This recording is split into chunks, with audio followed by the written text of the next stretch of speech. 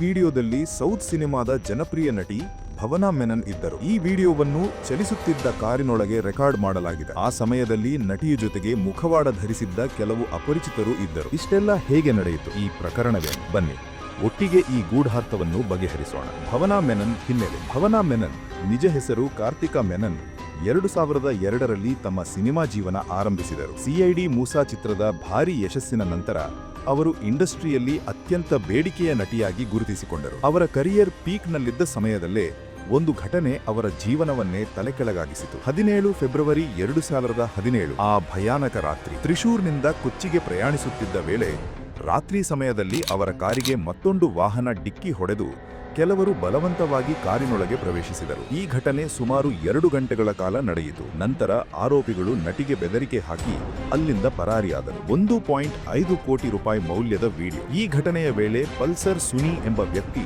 Video record ಮಾಡಿದ್ದಾನೆ ಎಂಬ ಆರೋಪ ಹೊರಬಂತು. ವಿಡಿಯೋವನ್ನು ಬಹಿರಂಗಪಡಿಸುವ ಬೆದರಿಕೆಯೂ ನೀಡಲಾಗಿತ್ತು. ಪೊಲೀಸ್ ತನಿಖೆ ಮತ್ತು ದೊಡ್ಡ ತಿರುವು. ಧೈರ್ಯ ತೋರಿದ ಭವನಾ ತಮ್ಮ ಸ್ನೇಹಿತರ ಸಹಾಯದಿಂದ ಪೊಲೀಸ್ ಠಾಣೆಗೆ ದೂರು ನೀಡಿದರು. ಪೊಲೀಸರು ಪಲ್ಸರ್ ಸುನಿ ಸೇರಿದಂತೆ ಹಲವರನ್ನು ಬಂಧಿಸಿದರು. ಆದರೆ ಪ್ರಕರಣ ಇಲ್ಲಿ ಮುಗಿಯಲಿಲ್ಲ. ಜೈಲಿನಿಂದ ಹೊರಬಂದ ಒಬ್ಬ ವ್ಯಕ್ತಿಯ ಮೂಲಕ ಒಂದು ಲೆಟರ್ ಬಹಿರಂಗವಾಯಿತು. ಅದರಲ್ಲಿ ಈ ಕೃತ್ಯಕ್ಕೆ ಒಬ್ಬ ದೊಡ್ಡ ಸಿನಿಮಾ ಸೂಪರ್ ಸ್ಟಾರ್ ದಿಲೀಪ್ ಹೆಸರು ಉಲ್ಲೇಖವಾಗಿತ್ತು. ಮೆಮರಿ ಕಾರ್ಡ್ ಮತ್ತು ಹೊಸ ಸಾಕ್ಷ್ಯ. ತನಿಖೆಯ ವೇಳೆ ಪೊಲೀಸರು ಒಂದು ಮೆಮರಿ ಕಾರ್ಡ್ ವಶಪಡಿಸಿಕೊಂಡರು. ಇದರಿಂದ ಪ್ರಕರಣ ಮತ್ತಷ್ಟು ಗಂಭೀರ ತಿರುವು ಪಡೆದುಕೊಂಡಿತು. ಕೋರ್ಟ್ನಲ್ಲಿ ಹಳೆಯ ವೈಯಕ್ತಿಕ ದ್ವೇಷ, ಬೆದರಿಕೆಗಳು ಮತ್ತು ಸಂಬಂಧಿತ ಸಾಕ್ಷ್ಯಗಳು ಮಂಡನೆಯಾದವು. ಇಂದಿನ ಸ್ಥಿತಿ.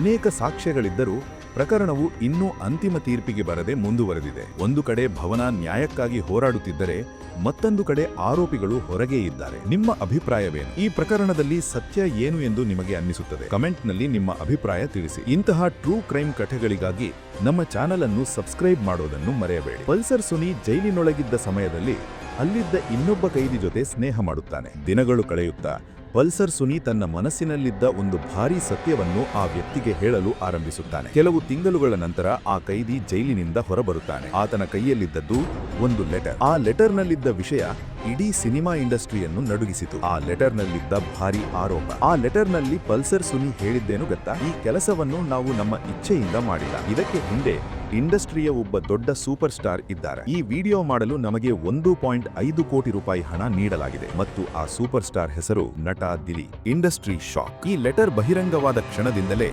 Media, social media, cinema industry ಎಲ್ಲೆಲ್ಲೂ ಒಂದೇ ಚರ್ಚೆ. ಒಂದು ಕಡೆ ಇದು ಸತ್ಯವೇ? ಇಷ್ಟು ದೊಡ್ಡ ನಟ ಇದಕ್ಕೆ ಕಾರಣನಾ? ಮತ್ತೊಂದು ಕಡೆ ಇದು ಫೇಕ್ ಸ್ಟೋರಿ.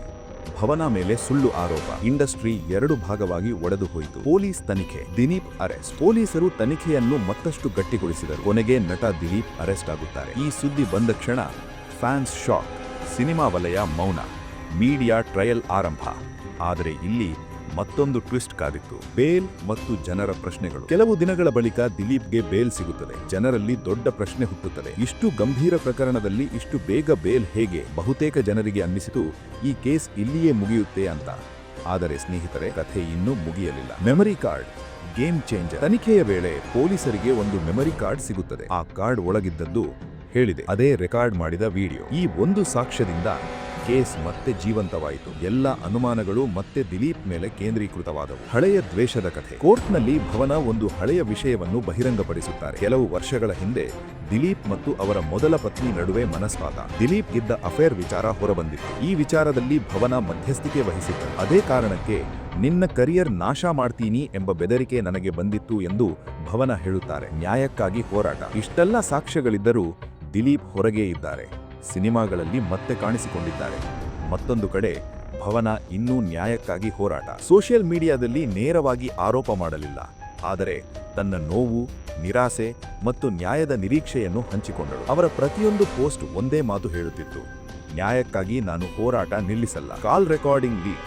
ಮತ್ತೊಂದು ಬಾಂಬ. ಸಿನಿಮಾ ಇಂಡಸ್ಟ್ರಿಯಲ್ಲೇ ಪ್ರಸಿದ್ಧನಾದ ಒಬ್ಬ ನಟ ತಮಗೆ ಬಂದಿದ್ದ ಒಂದು ಕಾಲ್ ರೆಕಾರ್ಡಿಂಗ್ ಅನ್ನು ಬಹಿರಂಗಪಡಿಸುತ್ತಾರೆ. ಆ ರೆಕಾರ್ಡಿಂಗ್ನಲ್ಲಿ ಪೊಲೀಸರ ಬಗ್ಗೆ ಮಾತನಾಡಿರುವ ಮಾತುಗಳು, ತನಿಖೆ ನಡೆಸಿದ ಅಧಿಕಾರಿಗಳಿಗೆ ಬೆದರಿಕೆಯ ಧ್ವನಿ, ನನಗೆ ಏನೂ ಮಾಡಲಾರರು ಅನ್ನುವ ಧೋರಣೆ. ಈ ರೆಕಾರ್ಡಿಂಗ್ ವೈರಲ್ ಆಗುತ್ತಿದ್ದಂತೆ ಮೀಡಿಯಾ ಮತ್ತೆ ಸದ್ದು. ಸೋಷಿಯಲ್ ಮೀಡಿಯಾ ಬೆಂಕಿ. ಪೊಲೀಸರು ಮತ್ತೆ ಒತ್ತಡಕ್ಕೆ ಒಳಗಾದರು. ಪೊಲೀಸರ ಮುಂದೆ ಹೊಸ ಸಾಕ್ಷ್ಯ. ಈ ಕಾಲ್ ರೆಕಾರ್ಡಿಂಗ್ ಅನ್ನು ಪೊಲೀಸರು ಅಧಿಕೃತ ಸಾಕ್ಷ್ಯವಾಗಿ ಪರಿಗಣಿಸಿದರು. ಕೋರ್ಟ್ ಮುಂದೆ ಮತ್ತೆ ಮಂಡನೆ ಮಾಡಲಾಯಿತು. ಇದರಿಂದ ಈ ಕೇಸ್ ಸುಮ್ಮನೆ ಅಲ್ಲ ಅನ್ನೋದು ಸ್ಪಷ್ಟವಾಯಿತು. ಪ್ರಭಾವಿ ವ್ಯಕ್ತಿಗಳ ಪಾತ್ರದ ಬಗ್ಗೆ ಮತ್ತೆ ಅನುಮಾನ ಗಟ್ಟಿಯಾಯಿತು. ಆದರೂ ಏಕೆ ಅಂತಿಮ ತೀರ್ಪಿಲ್ಲ? ಇಷ್ಟೆಲ್ಲಾ ಸಾಕ್ಷ್ಯಗಳಿದ್ದರೂ ಕೇಸ್ ದಿನದಿಂದ ದಿನಕ್ಕೆ ಮುಂದೂಡಲ್ಪಡುತ್ತಲೇ ಹೋಯಿತು. ಕಾನೂನು ಪ್ರಕ್ರಿಯೆ ನಿಧಾನವಾಯಿತು. ಪ್ರಭಾವ, ಹಣ ಮತ್ತು ರಾಜಕೀಯ ಸಂಪರ್ಕಗಳ ಮಾತುಗಳು ಕೇಳಿಬಂದವು. ಒಂದು ಕಡೆ ಆರೋಪಿಗಳು ಹೊರಗೆ ಇದ್ದರು, ತಮ್ಮ ಜೀವನ ಮುಂದುವರಿಸುತ್ತಿದ್ದರು. ಮತ್ತೊಂದು ಕಡೆ ಪೀಡಿತೆಯ ಹೋರಾಟ ಮಾತ್ರ ನಿಲ್ಲಲಿಲ್ಲ. ಭವನಾಳ ಮೌನ ಹೋರಾಟ. ಭವನ ಸೋಷಿಯಲ್ ಮೀಡಿಯಾದಲ್ಲಿ ನೇರವಾಗಿ ಆರೋಪ ಮಾಡಲಿಲ್ಲ, ಆದರೆ ತನ್ನ ನೋವು, ನಿರಾಸೆ ಮತ್ತು ನ್ಯಾಯದ ನಿರೀಕ್ಷೆಯನ್ನು ಹಂಚಿಕೊಂಡಳು. ಅವರ ಪ್ರತಿಯೊಂದು ಪೋಸ್ಟ್ ಒಂದೇ ಮಾತು ಹೇಳುತ್ತಿತ್ತು: ನ್ಯಾಯಕ್ಕಾಗಿ ನಾನು ಹೋರಾಟ ನಿಲ್ಲಿಸಲ್ಲ. ಇಂದಿನ ಸ್ಥಿತಿ, ಕೇಸ್ ಎಲ್ಲಿ ನಿಂತಿದೆ? ಇಂದು ಈ ಪ್ರಕರಣವು ಇನ್ನೂ ನ್ಯಾಯಾಲಯದ ಮುಂದೆ ಇದೆ. ಅಂತಿಮ ತೀರ್ಪು ಬಂದಿಲ್ಲ. ದೇಶದ ಗಮನ ಇನ್ನೂ ಈ ಕೇಸ್ ಮೇಲೆಯೇ ಇದೆ. ಇದು ನಮಗೊಂದು ದೊಡ್ಡ ಪ್ರಶ್ನೆ ಬಿಡುತ್ತದೆ: ಶಕ್ತಿ ದೊಡ್ಡದಾ ಅಥವಾ ಕೊನೆಗೆ ನ್ಯಾಯವೇ ಗೆಲ್ಲುತ್ತಾ?